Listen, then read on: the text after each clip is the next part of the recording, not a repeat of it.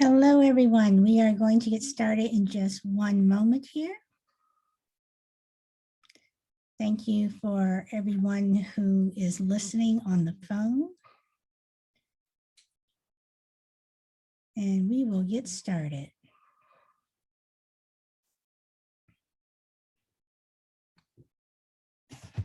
So, hello, everyone. How are you doing this Monday after Mother's Day? I hope everyone who is a mother had a great Mother's Day, and to everyone out there, let's try to make this a really, really good week. Today, I want to talk about something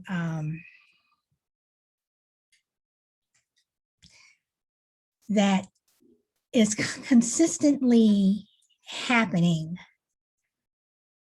in our politics today, in the political spectrum. And that is, it seems that we have people in politics who are choosing to consistently make racist comments,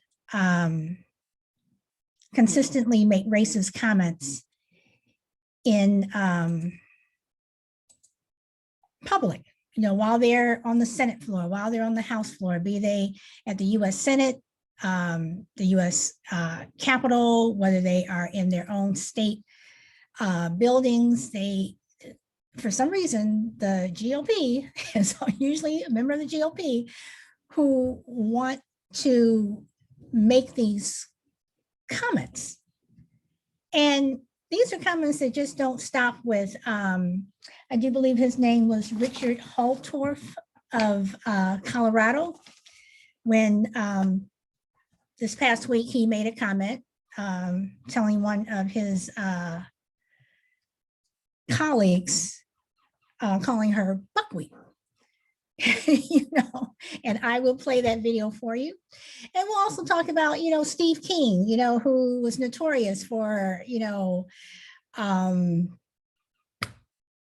not caring that people knew that he supported white nationalists, white supremacists, KKK, whatever you want to call it, all the way back to Ronald Reagan and Richard Nixon, which I will also, play for you. But, I'm saying all of this and have you guys listen to it, leading back to, again, what I was talking about last week with the 1619 Project. You cannot make racist statements and not expect the history behind those statements to either not be taught or not be heard, because once again, the comments that are being made is ingrained in the history of this country. So I am going to play for you, or try to play for you, the first one with Colorado lawmaker Richard Holtorf. So give me a moment here. And we are going to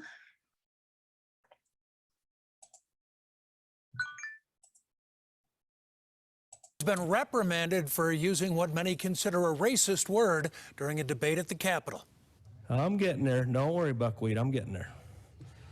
Now, what I'd like to say, that's an endearing term, by the way. Representative Holtorf, we must maintain order in here and not refer to any individuals other than in any inappropriate manner. That was Republican Representative Richard Holtorf of Akron during a debate on a stimulus measure Wednesday. Today, he offered an apology to fellow lawmakers. Buckwheat was a black character in the old Little Rascal TV series.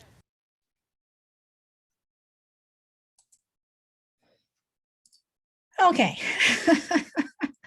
So were you guys able to hear that at all? Were you able to see that? Anyone? Absolutely. Okay, so I'm going to play the next one. This one is with Ronald Reagan and Richard Nixon. So give me a moment and we will share the screen again.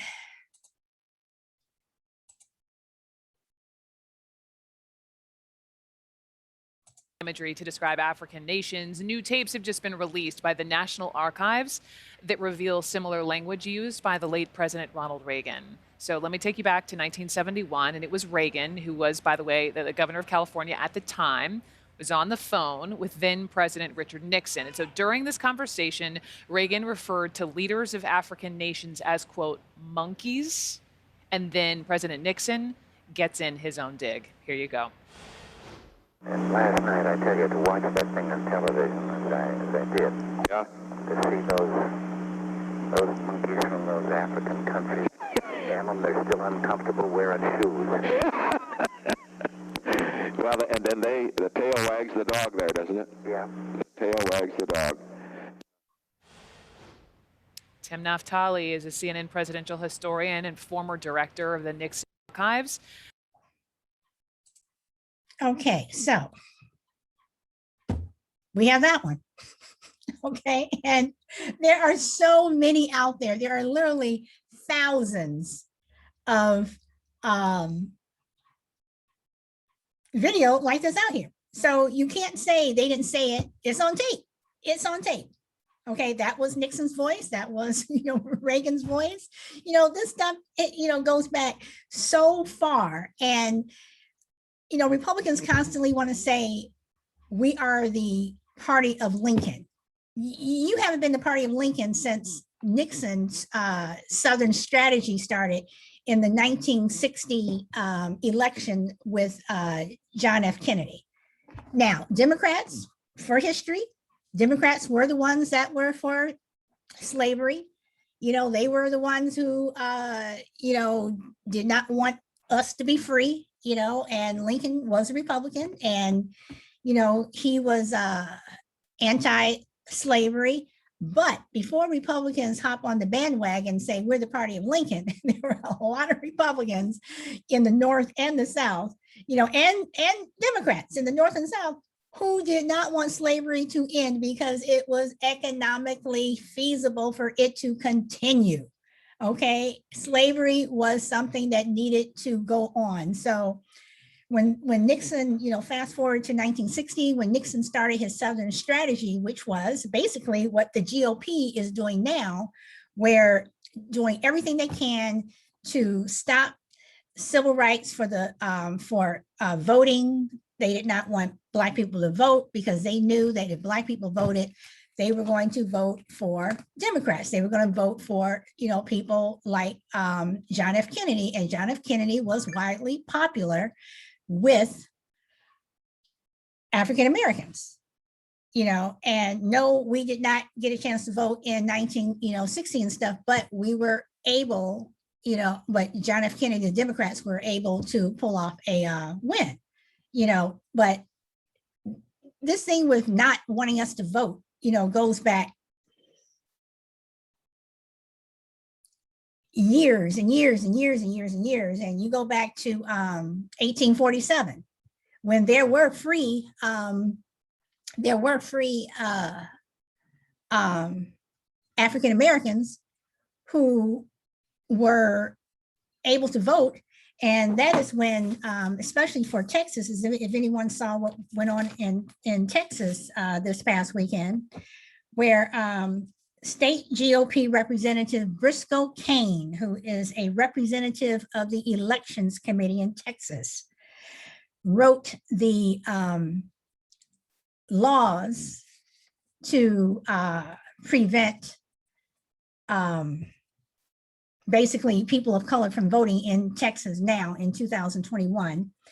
And he had a part in there in the Texas law that he wanted to put in there that said preserve purity of the ballot. Preserve the purity of the ballot. And apparently in Texas, preserving the purity of the ballot, going back to the 1920s meant it was to be an all-white primary. It was to be an all-white election. Only white people were able to vote. And when he was confronted on it, you know, Briscoe Kane looked like, I'm sorry, he looked like an idiot, because that's basically what he was. And he had no clue, you know, what he was putting in this law, whatever, until he was called out on it by another Democrat. And over the weekend, they took that part out of the voting laws, the new voting laws that passed. The voting laws still pass, you know, but you cannot use racist terms and make racist statements and not be held accountable, not be held accountable for the things that you say. So would you like to make a comment on what I'm saying, or should I keep going, or? I can't hear you. You have to.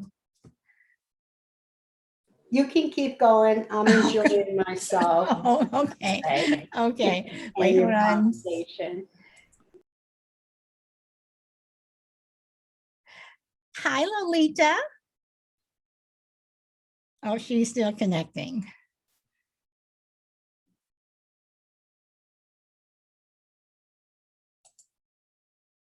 Hello, can you hear me? Lolita?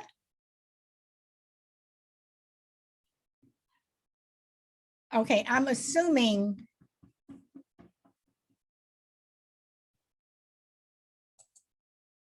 Okay, I'm assuming that you can hear me. But I do have a question for you though, Cheryl. What do you think about the conversation that I just played between Nixon and Reagan?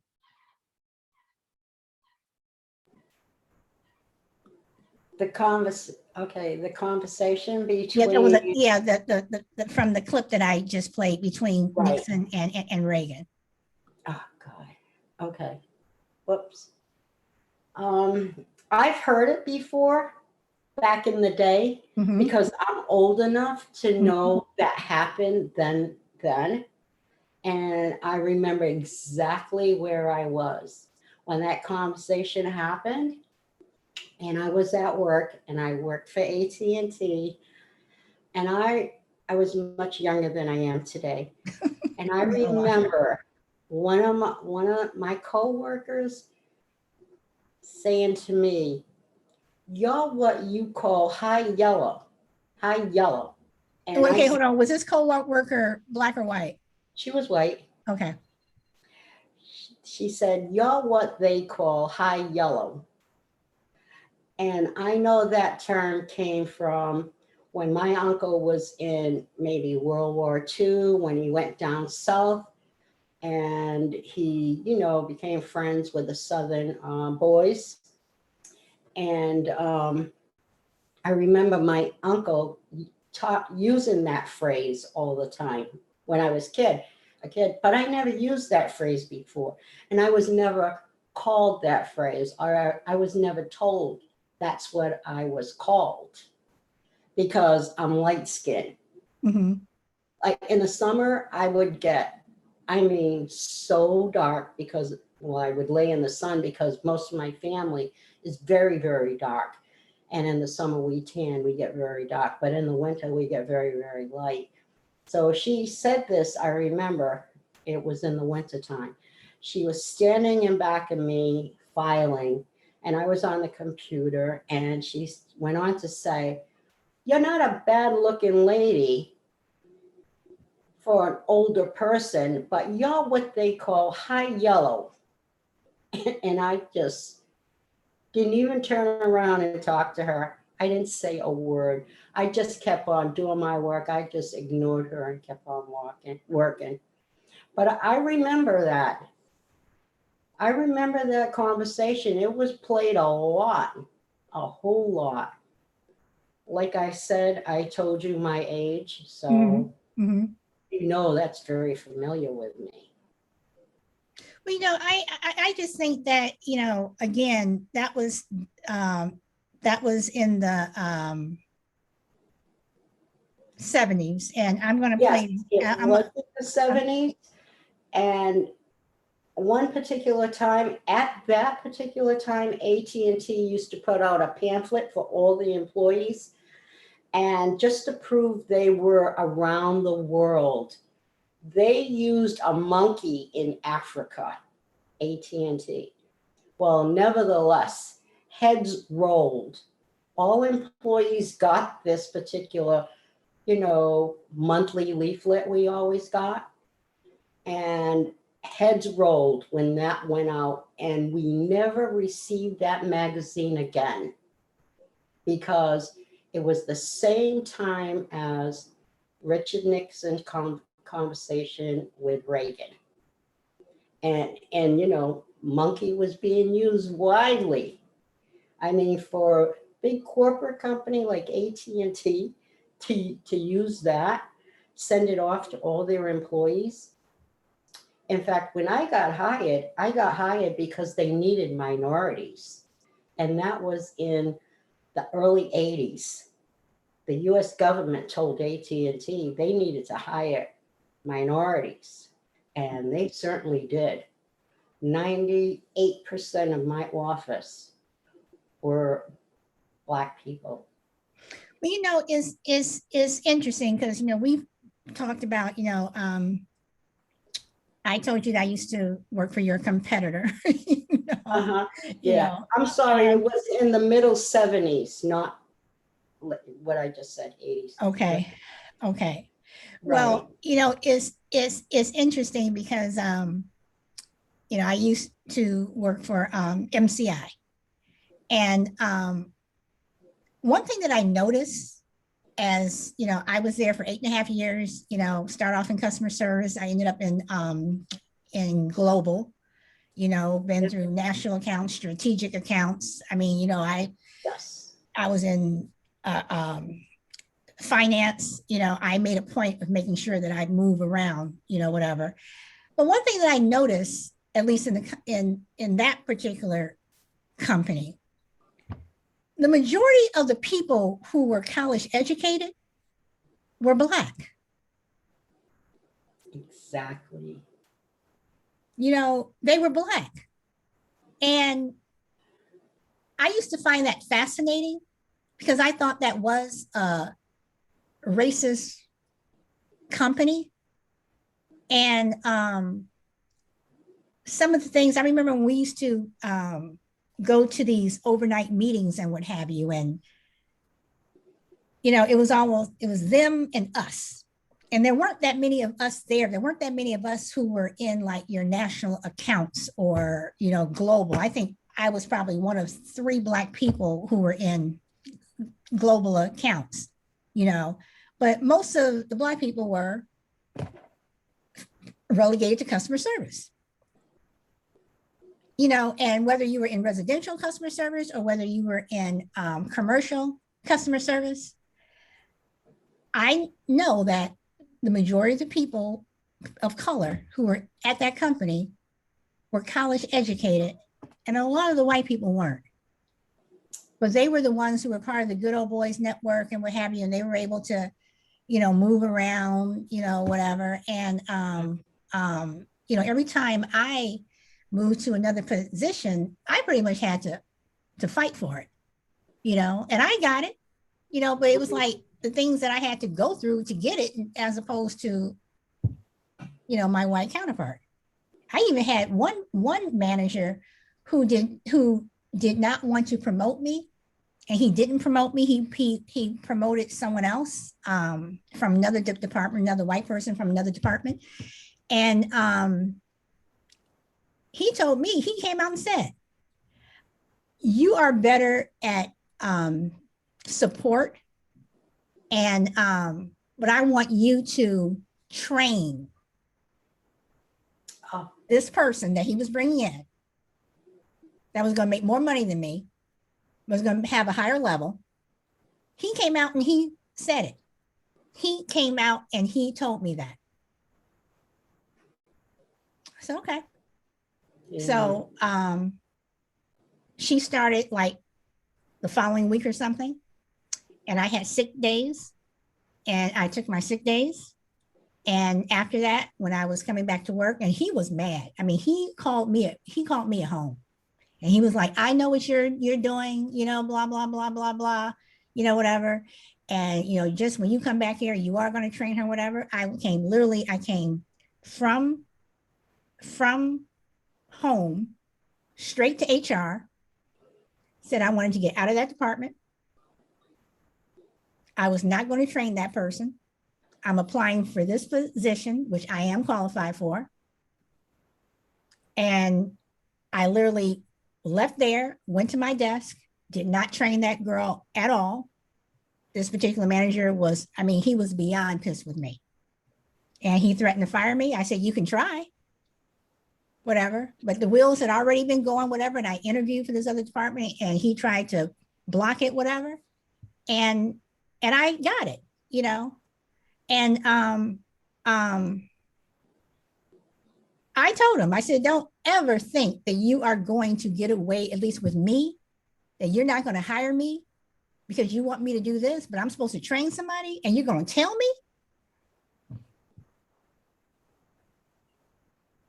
But I will say, working there taught me how corporate America was.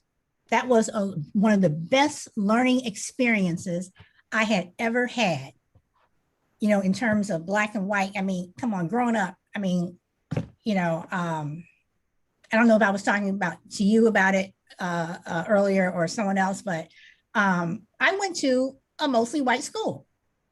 You know, I went to private schools, and they were mostly white. As by the time I got out of there, you know, they were integrated. I live in a predominantly white city or town, because there's only like 65,000, 70,000, whatever.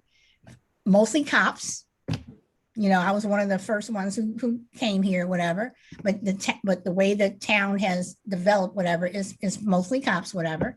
And some of the stuff that I hear, you know, and some of the stuff that I experienced in school, in high school. We used to go away for volleyball tournaments and what have you, you know, to other schools, you know, there were other private schools that were, you know, predominantly white, you know, the stuff that, you know, I used to go through, you know, come home and tell, you know, my mother and father, and my sister would come home and tell my mother and father, this is what happened, this is what happened, this is what happened.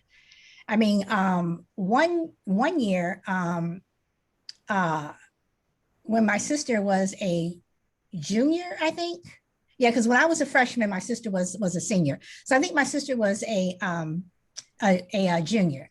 And our high school was like this one street called Western. It was like the dividing line. You go past Western, you're in the white neighborhood. And our school was like maybe a mile past that, you know, by a street called Cicero.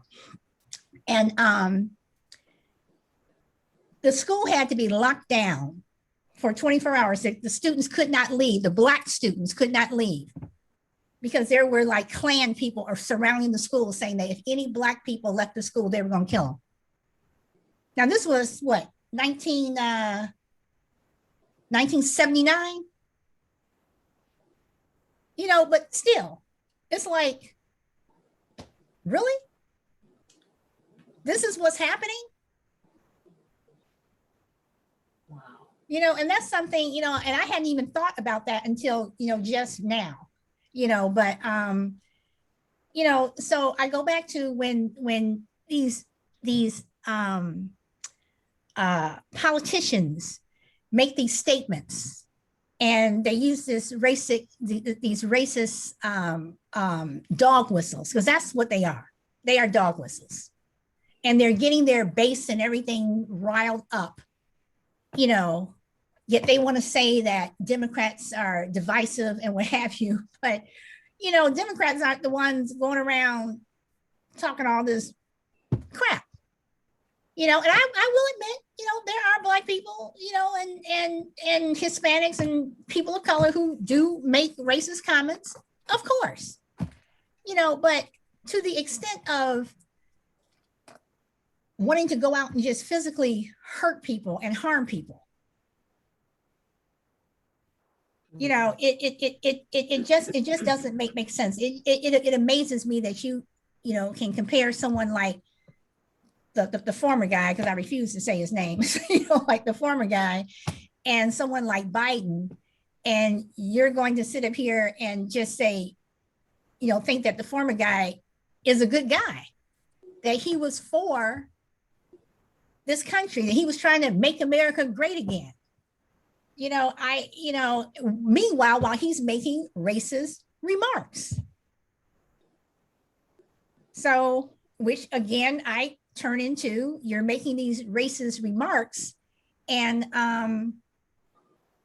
you don't want the 1619 project to move forward. Governor in, I might get it wrong, either Oklahoma or Iowa. I'm gonna have to double check my facts. You know, passed into law that, you know, it's going to be criminal if a teacher teaches race theory. You cannot teach anything that will make someone feel uncomfortable or guilty or upset. Okay. So does that mean that I don't want my kid going to school learning about the Revolutionary War and you know, the war of 1812, and I don't want my kid going to school learning about George Washington and Thomas Jefferson because they had slaves? That could be psychologically damaging to my kid. So what do you mean by that? Something that makes you feel guilty. Why do you feel guilty? You know, and just like the lawmaker who said that the only thing that should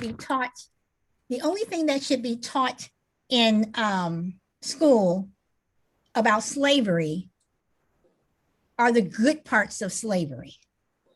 What the hell is a good part of slavery? And again, I come to, you mean the economic benefit for white people? Because we were the cash crop, as I've said before. We were the cash crop. Yeah, you had tobacco, you had sugarcane, you had, you know, cotton that was the cash crop, but we were the main cash crop.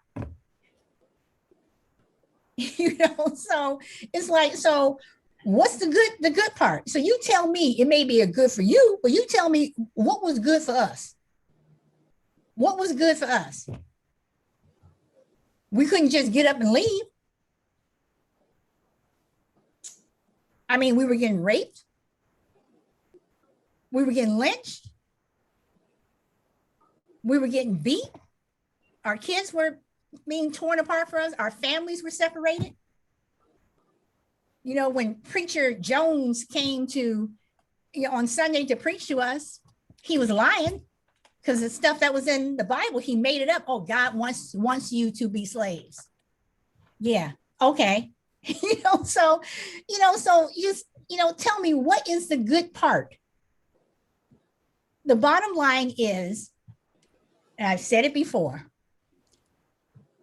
African Americans are so entrenched in the history of this country, and not just 1619, further back, But if you're going to teach the history of this country, it needs to not just be 1619. You need to talk about the struggles that Native Americans had, because they had, crap going on with them long before we came. They were already being screwed over. So you need to, not just 1619, you need to talk about every single part of American history, not just what makes you feel good or what makes little Sally feel good when she comes home from school, because she doesn't have to know that her grandfather may have had slaves. And oh no, we don't want to be like that. I mean, come on. I've said it before. When you talk about American history, you're going to trip over one of us, because we're always there. We're always there. You cannot talk about the South and how great the South was without talking about us And you're going to talk about the South, you're going to talk about the North, if you're going to talk about George Washington and, Thomas Jefferson, John Adams, whatever, you have to talk about us. We were the ones that built those homes, and look at Benjamin Banneker. How many white people know that he basically designed, DC? He designed the District of Columbia. He designed the White House. He designed the Capitol. It was him. It wasn't some white engineer. A white person did not, Eli Whitney did not invent the cotton gin. It was one of his slaves. Because dude was trying to figure out a better way to pick the damn cotton. Seriously. Marconi did not invent the traffic light. All of these things, it's like we are so, just not the negative parts of American history with African Americans, being slaves and stuff. We also have contributed a lot to this country. Let's talk about that. I bet they don't want to talk about that, but they'll talk about somebody else's Uncle Joe who did this and who did. I'm just saying. So when I hear, the tape that the thing that I just played, with Reagan and Nixon, it makes me angry, and I remember when Nixon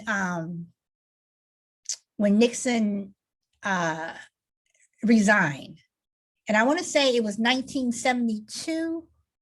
I think it was 1972. I was away at Girl Scout camp.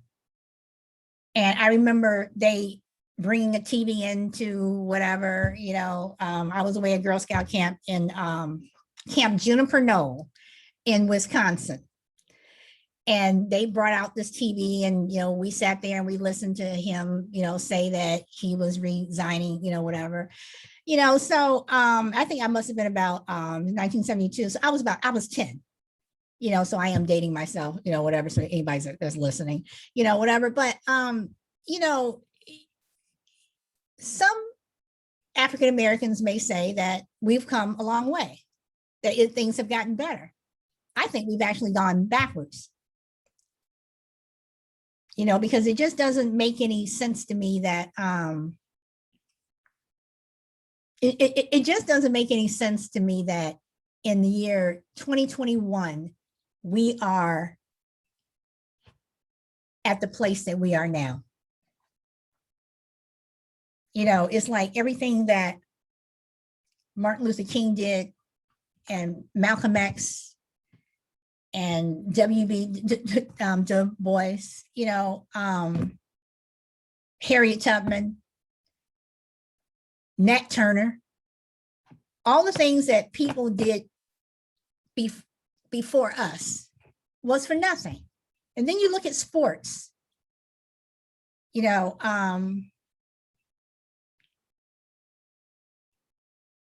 the Jackie Robinsons and all the people who had to go through while your teammates are going through the front part of the hotel, you were going through the back door. If you were even allowed to stay at that hotel, a lot of times, you weren't.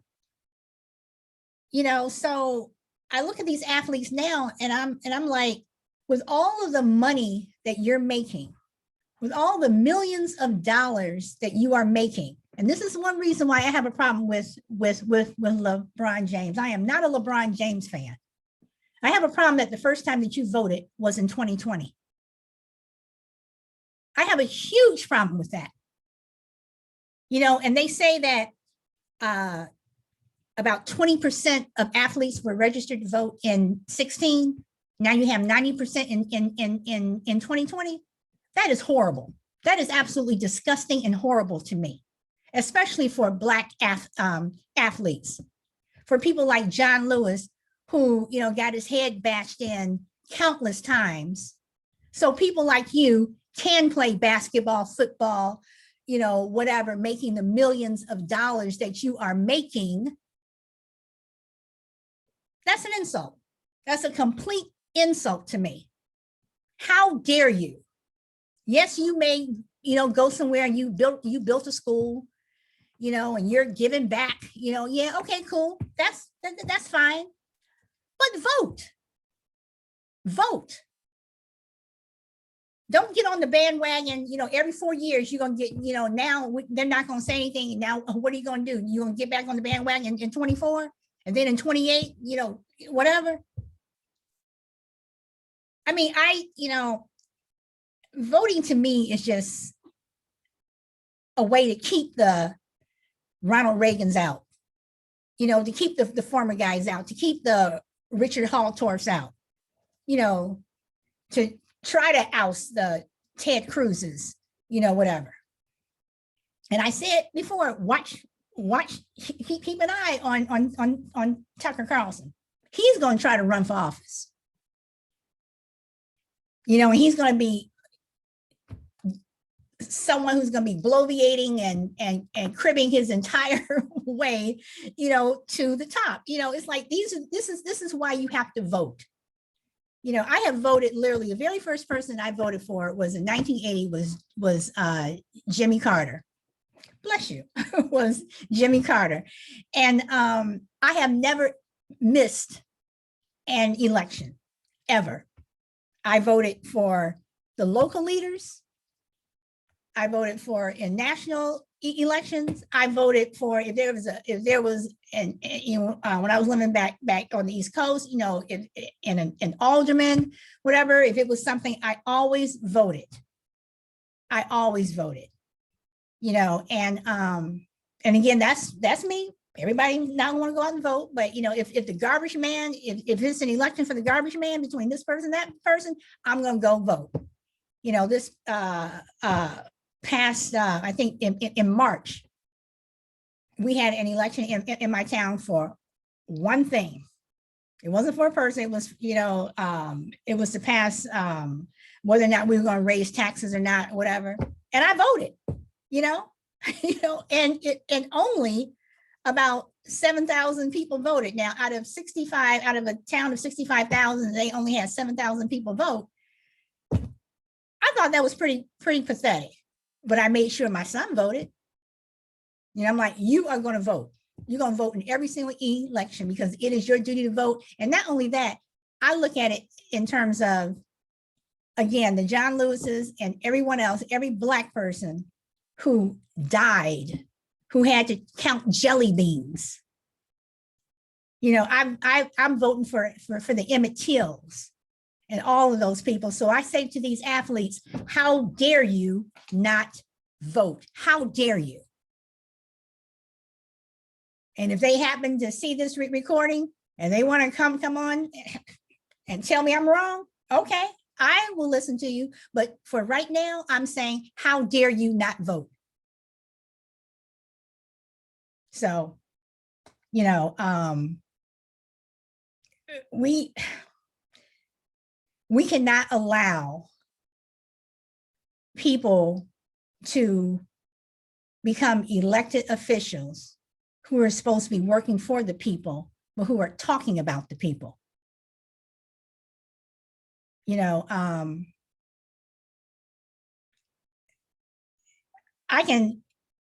I truly believe that white people do not understand, or maybe they do, how good they have it. They got it. I mean, seriously. Because if George Floyd were white, he probably would have had a pat on the arm, a warning, don't do it again, have a nice day, whatever, you know. And poor Julius Nathaniel, you know, a couple of years ago, you know, being shot by the police, being thrown into the police car, whatever. He was autistic.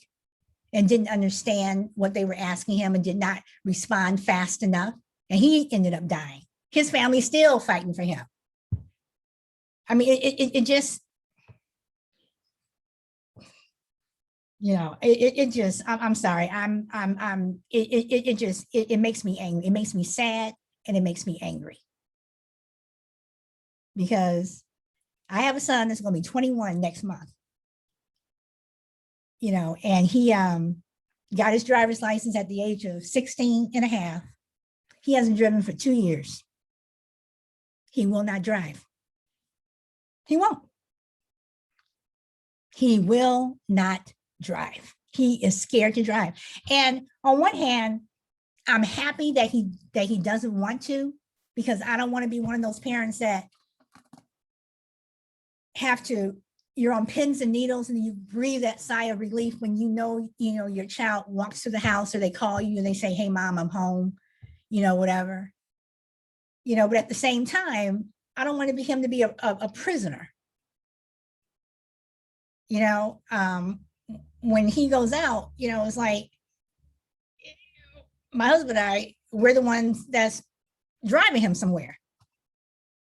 You know, even now it's like when we go out, it's like, come on, drive or whatever. You need to at least keep up practice or whatever, whatever. And he won't. And next month, he gets his license renewed, and out of the 5 years that he's had his license, he hasn't driven for the last 2.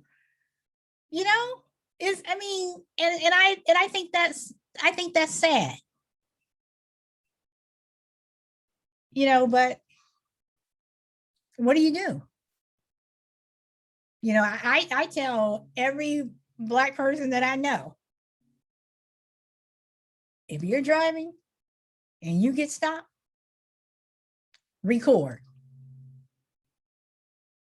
Start recording even when those lights are coming on behind you, record. And if you can't record, you call someone and you tell them and you leave that phone open. This is where I am. I'm on the corner of ABC Street and 3rd. This is where I am. Come down here if you can. Like have a network. Because that's what you need. I mean, hell, and even then, that doesn't work. We saw what happened to Rodney King. It was taped, and it wasn't even taped on a cell phone. But they still got off. And I think the main reason why they got off is because they moved the trial from LA to Simi Valley, which is Lily White. But still, those people got off. But then when we get upset, it's like, oh my God, Black folks, they're breaking up stuff. They're angry, whatever. Hell yeah, we are angry. We are angry because it keeps happening over and over and over and over and over and over again. As far as I'm concerned, I think if something happens in a Black neighborhood, if it's something that, like with the Michaela, when she, got shot, whether or not she was the one that called the cops or not, I say don't call the cops. If it's something that we can try to handle on our own, don't call the cops, because they're going to shoot first and they're not even going to ask questions later because they don't care. I know all cops are not bad, but nowadays, how do you know? How do you know? How do you know that the cop that you're calling is not going to have his knee on your neck, or shoot you in the back of the head while you're sitting in your car? These are the people who we need to make sure never put on a badge. And in terms of, again, I go back to voting, know who you are voting for. Understand what the issues are. Because, are we, how many more people of color are not going to make it to the end of this year? Because they're getting stopped because they had air freshener hanging from their car. And even for something as expired tags, do you really have to stop somebody for expired tags? In California, they don't stop people for expired tags. You know why? First of all, we pay some of the highest tags in the country. Number one, your tags are based according to the type of car that you drive. So if you're driving, a $90,000 car, your tags can be like $600. Whereas somebody that's driving a 1985 hoopty, your tax can be $50, whatever. And how California makes their money is if you do not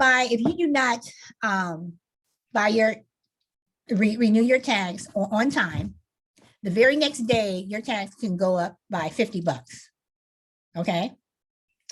Then they give you a little bit, they'll give you like another 10 to 10 days. And they say, okay, you didn't buy your tax then?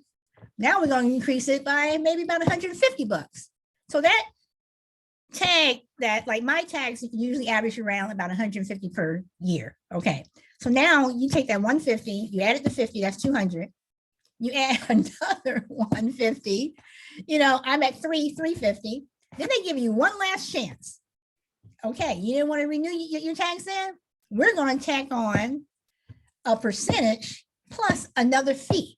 So by the time that next comes around, whatever,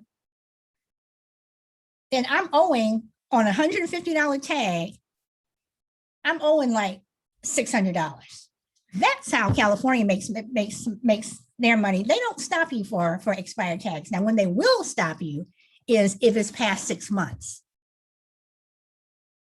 Okay, but this is what happens after 6 months. You get stopped, you get a ticket, which whatever amount the ticket is, and then they say, we're confiscating your car. So they impound your car. And we all know if your car goes to the pound, it's like ka-ching, ka-ching, ka-ching. And in order to get your car out, you have to have paid the ticket, paid the to get your tags renewed, so that you have to have proof that your tags are updated, and you got to pay to get your car out of out of hock, from the pound. So by the time you get the money, you say, okay, I got the money to pay the ticket, I got the money to pay for my tags, but my car's been sitting there for 2 weeks. That could be another $2,000. That's how California makes their money. They don't waste time on stopping you. They're gonna get you through your pocket. So if there's one thing that I always make sure that I do, if I don't pay for anything, I'm going to pay my tags. I will, seriously, so I mean, I don't know. I've just been going on and on and on and on and on, but I am going to play, I'm going to play this clip one more time because Lolita's here and I just want her to see what I was talking about. So bear with me one more time while I share this screen. Okay, let's see.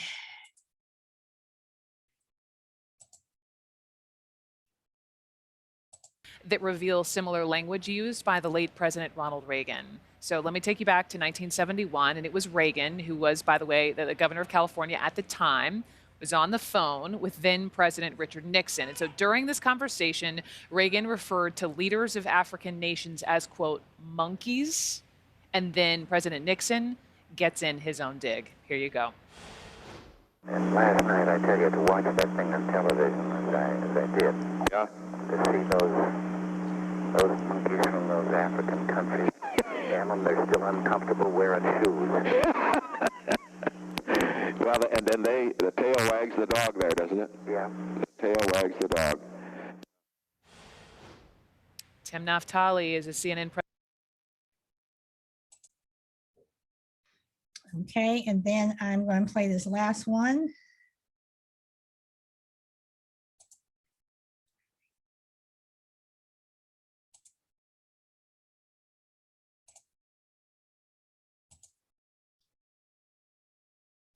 A state lawmaker has been reprimanded for using what many consider a racist word during a debate at the Capitol. I'm getting there. Don't worry, Buckwheat. I'm getting there. Now, sorry. what I'd like to say, that's an endearing term, by the way. Representative Holtorf, we must maintain order in here and not refer to any individuals other than in any inappropriate manner. That was Republican Representative Richard Holtorf of Akron during a debate on a stimulus measure Wednesday. Today, he offered. And you know what? There is one word that I want to share that was shared on another show, and I want to share this because I absolutely love it, is Joy Reid's total takedown of Tucker Carlson. I have watched this so many times and I absolutely love it. So bear with me again, please. Archery. You know what? Here's to going for it. Arrows. Even though you're terrible. Missing targets. So just for the record, I don't spend a lot of time watching Fox News or the BS Factory, as CNN's Jim Acosta more colorfully dubbed them this weekend. Personally, I prefer my news and information to be grounded in reality rather than monetizing my amygdala to keep me on edge and buying my pillows in gold. However, according to Media Matters, The Root, Crooks and Liars, and others who watch Fox News so you don't have to, at least 3 times in the last month, well, Tucker Carlson took time off from badgering strangers in parks and bouncy houses to demand that they show him their children's unmasked faces, to refer to moi as the race lady. The race lady. Why would they call me that? I mean, I used to run track in high school, but I mean, honestly, I'm not that fast. So what else could it be? What else could it be? Watch The Race Lady on MSNBC. Harvard educated but totally oppressed and absurdly racist claims, says the race lady from Harvard. Joy Reid, the race lady over at MSNBC. Here's the race lady from MSNBC finally putting her Harvard degree to work. Oh, wait a second, Harvard-educated race lady? Now you're really confusing us. Well, Joy Reid, the race lady over on MSNBC, took a quick break from haranguing Whitey yesterday. Did he say Whitey? Oh, honey, Tuckums. Is this really about me fixating on race, or is it about you fixating on race? I mean, when you recently went off on me for continuing to mask up post-vaccine while jogging in crowded Central Park, you weirdly, as you did in that montage, threw in my attending Harvard. Now, I don't know, maybe I'm sensitive to this stuff, but it felt kind of like a dog whistle. I mean, did you want to go to Harvard? Did they reject you? And you think, oh, yeah, they let the race lady in. Blah, affirmative action, blah. Well, listen, let me cheer you up, okay? I got into Harvard and, okay, Yale, Vassar, and the University of Denver, too, because I had a really high GPA and fantastic SAT scores. And that's how affirmative action works, love. Schools search for smart people from diverse backgrounds so that these schools won't be as dry as all the major sports leagues were before they desegregated. See? And just because, maybe you didn't have great grades and great test scores and needed your girlfriend's daddy to help you get into college doesn't mean that you don't have amazing people in your life who love you. I mean, you got all that Swanson money, right? That sticks for everybody. Woo! And, you had fun at Trinity after, you got bought in, right? By the way, what was the Dan White Society? You know what? Moving on. And just because the CIA rejected your application, I mean, look, things turned out fine for you. You had a great career over here at MSNBC. Oh, actually, okay, that didn't work out. Well, look, you were great on CNN, though, until Jon Stewart kind of humiliated you. But it's fine. You're fine. Things are going great for you. And back to the whole race thing. Just saying, I'm not the one who spools out over my neighborhood changing like I'm some segregationist housewife from the 1950s. That would be you, Tuckums. And I'm not the one spouting a conspiracy theory that white people are going to be replaced by a Democratic Party conspiracy to import non-white people to outnumber them, a theory that was also mouthed by the Charlottesville Tiki Torch Nazis. That would also be you. And the reason I continue to mask up in crowded places is because I don't know how many people in those crowds that I'm jogging around didn't hear about the court case where your bosses said that your show isn't news. So they listen to you like you are the news. And I don't trust that people who listen to you, Tuckums, are taking precautions against COVID rather than freaking out about a piece of cloth and busting into the Target to cough on all the cereal boxes like they're 17th century colonizers touting measles blankets with them. People like you and your friends and the BS factory are keeping us steeped in COVID sickness and rage and paranoia. And the ways in which you, Lil Tucker, are making America worse are why I will continue to keep my mask on in a crowd. And we'll have more on your endless COVID hell that the Tuckers of our country, who, by the way, are the absolute worst, are helping to create. Hey, thanks for watching our YouTube channel. You should know that you can follow today's top stories and breaking news and catch up on your favorite MSN. Okay, so I love that. I totally love that. I totally love that takedown. I totally love it because she just boom, boom, boom, boom, boom, boom, boom. You know, it's like she has all her facts. She's there, and you know, and that's what we have to do. It's like, you know, what Joy Reid did to Tucker Carlson is what Democrats need to do to the Mitch McConnells, to the Ted Cruzes, you know, to the Kevin McCarthy's. You know, it's like you need to do a takedown, you know, and here are the facts. This is what it is, you know, whatever. And Joy Reid did it in a nice way, but it was behind it. You know, there was some, you know, so, and I can just see, you know, Tuckum seeing this, you know, whatever, and just getting so pissed off because it's like, what are you going to say? You may come back and say something else, but is everything she said, was it true? You know, were you fired from MSNBC? You know, were you fired from CNN? I mean, I was watching CNN when Tucker Carlson, you know, was let go.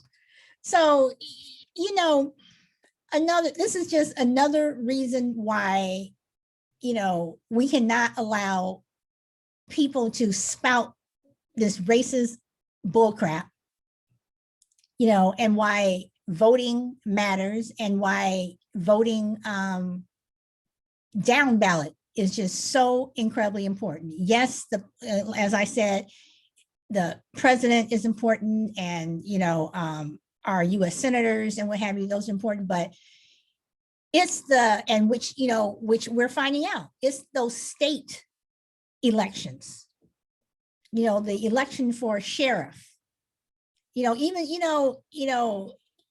even for the little old lady who may sit there and, you know, count votes or whatever, you know, all these elections are important because sooner or later, those people are going to make a decision that is going to affect you directly.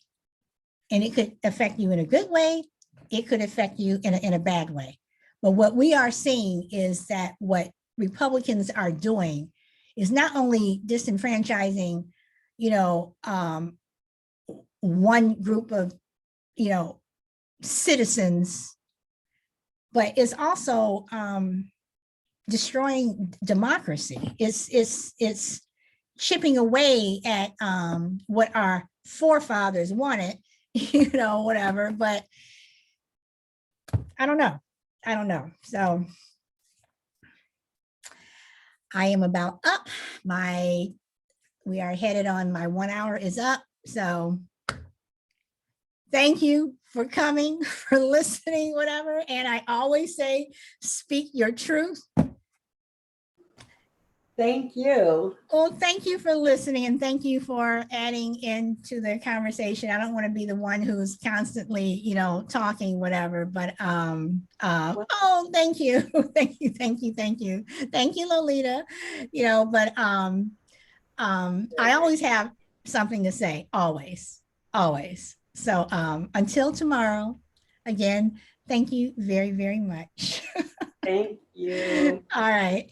I'll see you It was guys great. next time. Bye. Great as usual. Thank you. Yes, appreciate you.